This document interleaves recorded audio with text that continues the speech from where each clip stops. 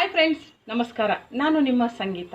ಸ್ನೇಹಿತರೆ, ಇವತ್ತಿನ ಸವಿನುಡಿ ಏನು ಅಂತಂದರೆ, ಸಕಾರಾತ್ಮಕ ಹಾಗೂ ನಕಾರಾತ್ಮಕ ವಿಷಯಗಳು ನಮ್ಮ ಲಾಭ ಹಾಗೂ ನಮ್ಮ ಸಂದರ್ಭಕ್ಕೆ ಅನುಗುಣವಾಗಿ ಹೇಗೆ ನಿರ್ಧರಿಸಲ್ಪಡ್ತವೆ ಅನ್ನೋದಕ್ಕೆ ಒಂದು ಉದಾಹರಣೆಯನ್ನು ನಾನು ನಿಮಗೆ ಹೇಳ್ತಾ ಇದ್ದೀನಿ ಸ್ನೇಹಿತರೆ.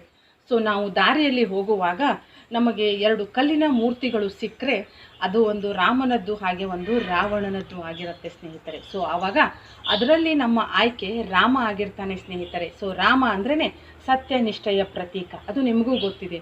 ರಾವಣ ನಕಾರಾತ್ಮಕವಾಗಿ ಇಲ್ಲಿ ನಮಗೆ ಕಾಣ್ತಾನೆ ಸ್ನೇಹಿತರೆ. ಸೊ ಒಂದು ವೇಳೆ ಅದೇ ದಾರಿಯಲ್ಲಿ ಮುಂದೆ ಹೋಗುವಾಗ ನಮಗೆ ಎರಡು ಮೂರ್ತಿಗಳು ಸಿಕ್ಕು, ಆ ಮೂರ್ತಿಯಲ್ಲಿ ಒಂದು ಮೂರ್ತಿ ಕಲ್ಲಿನದು, ರಾಮನ ಮೂರ್ತಿ ಕಲ್ಲಿನದು, ಹಾಗೆ ರಾವಣನ ಮೂರ್ತಿ ಚಿನ್ನದ್ದು ಆದರೆ ನಮ್ಮ ಆಯ್ಕೆ ಖಂಡಿತವಾಗ್ಲೂ ರಾವಣನೇ ಆಗಿರ್ತಾನೆ ಸ್ನೇಹಿತರೆ. ಯಾಕಂದರೆ ನಾವಲ್ಲಿ ನಮ್ಮ ಲಾಭವನ್ನು ನೋಡ್ಕೊಂಡ್ವಿ ಸ್ನೇಹಿತರೆ. ಚಿನ್ನಕ್ಕೆ ಒಂದು ತನ್ನದೇ ಆದಂಥ ಮೌಲ್ಯ ಇದೆ, ಆ ಮೌಲ್ಯದಿಂದ ನಾವು ಅದನ್ನು ಆಯ್ಕೆ ಮಾಡಿದ್ವಿ ಸ್ನೇಹಿತರೆ. ಇಲ್ಲಿ ನಾವು ಸಕಾರಾತ್ಮಕತೆಯನ್ನು ನೋಡಲಿಲ್ಲ, ನಕಾರಾತ್ಮಕತೆಯೂ ನೋಡಲಿಲ್ಲ. ಸೊ ನಾವು ನಮ್ಮ ಒಂದು ಸಮಯ ಸಂದರ್ಭವನ್ನು ನೋಡಿಕೊಂಡು ಅಲ್ಲಿ ಆಯ್ಕೆ ಮಾಡ್ಕೊಂಡ್ವಿ ಸ್ನೇಹಿತರೆ. ಸೊ ಹಾಗಾಗಿ ನಕಾರಾತ್ಮಕ ಸಕಾರಾತ್ಮಕ ಅನ್ನೋದು ನಮ್ಮ ಒಂದು ಸಮಯ ಸಂದರ್ಭವನ್ನು ನಿರ್ಧರಿಸಲ್ಪಡ್ತದೆ ಅಂತ ನಾವು ಹೇಳ್ಬೋದು ಸ್ನೇಹಿತರೆ. Thank you.